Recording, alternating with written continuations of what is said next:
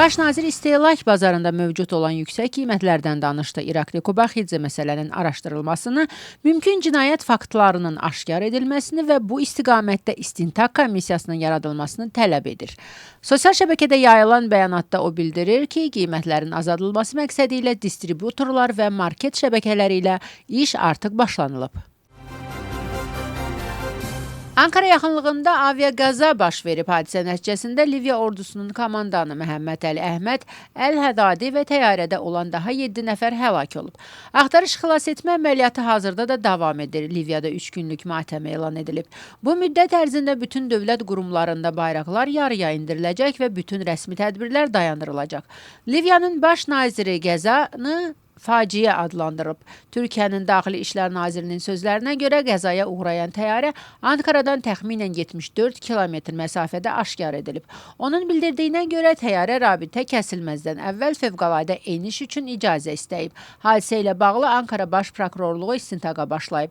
BBC-nin yazdığına görə Liviya ordusunun komandanı və onun heyəti Türkiyədə iki ölkə arasında hərbi və təhlükəsizlik sahəsində əməkdaşlığın gücləndirilməsi məqsədi ilə danışıqlar aparırdılar. Trump administrasiyası qlobal senzura sənaye kompleksinin baş agentinin ABŞ-a girişini qadağan edib.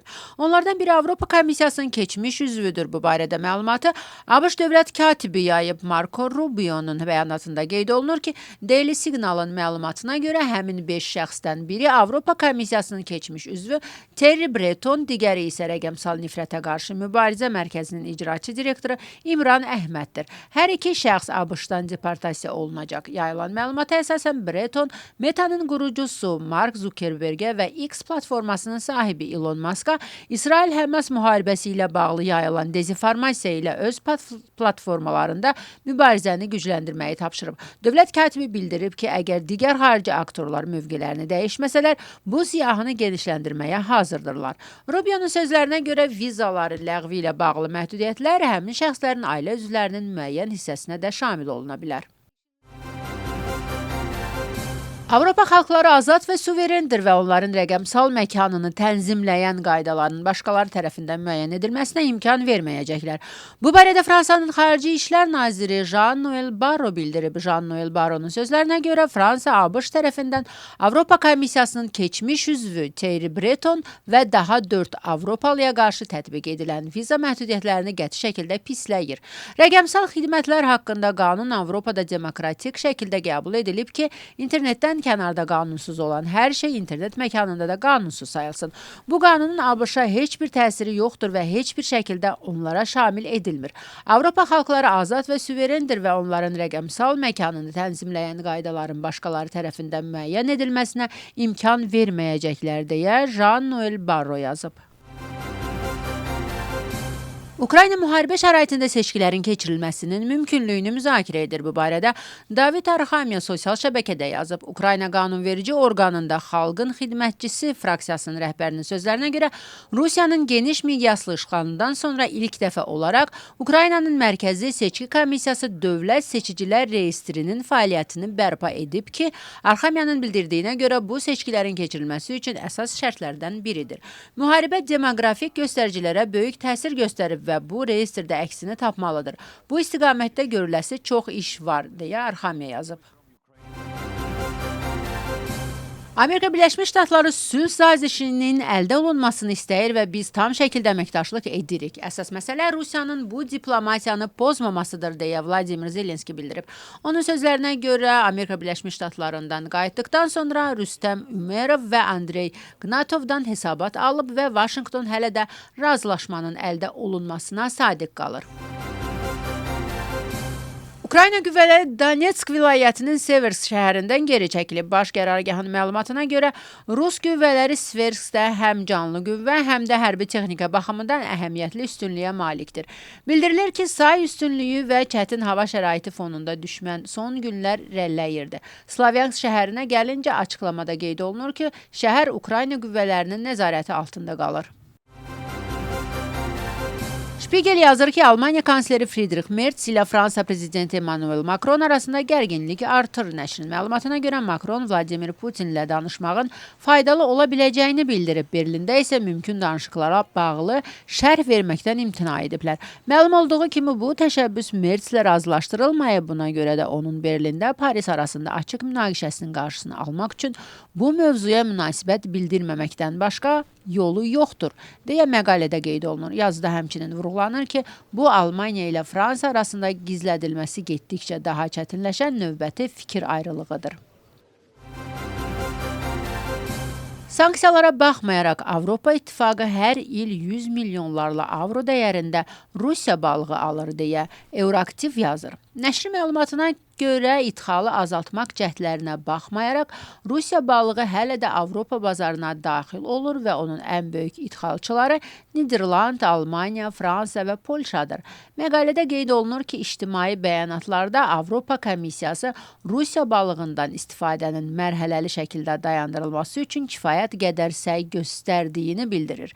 Rəsmi məlumatlara əsasən isə 2024-cü ildə Avropa İttifaqı Rusiyadan 709 milyon avro dəyərində balıq alıb. Qrenlandiyanın baş naziri Donald Trumpın muxtar ərazi üzərində nəzarəti ələ keçirməyə yönəlmiş cəhdlərindən məyus olduğunu bildirib. Nielsenin sözlərinə görə, Qrenlandiya öz gələcəyinə görə özü məsuliyyət daşıyır və onun ərazi bütövlüyü, eləcə də Qrenlandiyalıların hüquqları nəzərə alınmadan kənarda qala bilməz.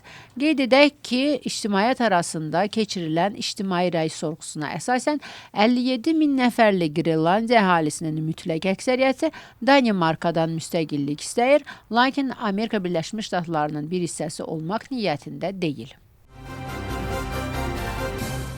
Tbilisidə Persona 2025 mükafatlandırma mərasimi keçirilib. Tədbir çərçivəsində təhsil, tibb, mədəniyyət və digər sahələrin nümayəndələri mükafatlandırılıb. Mükafatlandırılanlar arasında Azərtacın Gürcüstandakı xüsusi müxbiri Xətai Əzizov da var. Xətai Əzizov xarici ölkə jurnalistləri arasında Persona 2025 nominasiyası mükafatını alıb. Bilirsiniz ki, ənənəvi olaraq Gürcüstanda hər il ictimai həyatın müxtəlif sahələrində tibb, səhiyyə, mədəniyyət, elm, eləcə də jurnalistika sahəsində fərqlənən, xüsusilə seçilən şəxslər mükafatlandırılır. Onlar münsiflər heyəti tərəfindən onların fəaliyyətinə qiymət verilir və onlar ilin adamı nominasiyasının qalibi olurlar. Bu il keçirilən nominasiyada da, bu il keçirilən seçkilərdə də nə xoş təsadüf ki, xarici jurnalistlər arasından Azərtac seçilib və Azərtacın Gürcüstan üzrə xüsusi müxbir olaraq mən seçildim. İyun ayında münsiflər heyəti ilə görüş oldu. Bu görüşdə bir daha bizim ilin adamı seçilməyimiz məsələsi, nominasiyası təsdiq olundu və dekabrın 7-sində bu mükafatlar bizə təqdim olundu. Mən hesab edirəm ki, bu mükafat mənə verilmir. Bu mükafat mənim təmsil etdiyim quruma Azərtaca verilib.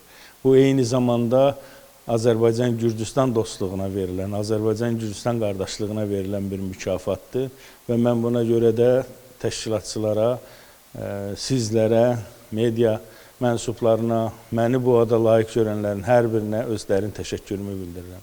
Onu da qeyd edeyim ki, bu mənim Gürcüstanda aldığım ilk mükafat deyil. Bir neçə il bundan qabaq Gürcüstan Jurnalistlər Birliyi tərəfindən də Gürcüstanın əməkdar jurnalisti adına layiq görülmüşdüm. Demək olar ki, bu mənim artıq Gürcüstan həyatımda yaşadığım ikinci bir şok oldu.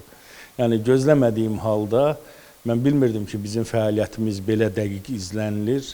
Bizə deyəndə ki, mənə şəxsən deyəndə ki, biz Azərtacın səhifəsini izləyirik və sizin xəbərlərinizi izləyirik. Siz öz xəbərlərinizdə, reportajlarınızda əsasən Azərbaycan-Gürcüstan dostluğunu tərənnüm edirsiniz, təbliğ edirsiniz və bu da bizim tərəfimizdən yüksək qiymətləndirilir.